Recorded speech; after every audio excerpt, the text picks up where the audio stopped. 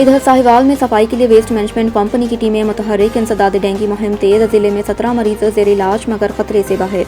गराम फरोशों के खिलाफ कार्रवाइयां, लाखों के जुर्माने और गिरफ्तारियां जारी। साहिवाल वेस्ट मैनेजमेंट कंपनी के सीईओ इफ्तिखार अली ने कहा कि शहर और देही इलाकों में सफाई को यकीनी बनाने के लिए टीमें भरपूर अंदाज में काम कर रही हैं।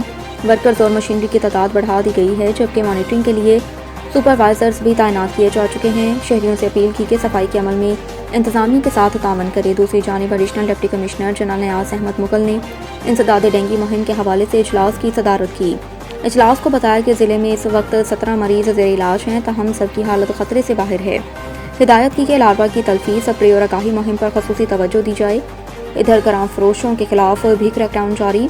गुज़िश्ता हफ्ते 63,000 से ज़्यादा इंस्पेक्शंस की गईं, लाखों रुपए के जुर्माने आयद किए, 12 दुकानें सेल और 32 अफराद गिरफ्तार किए गए। एडिशनल डिप्टी कमिश्नर ने कहा कि अशिया ज़रूरिया की कीमतों पर सख्ती से नज़र रखी जा रही है।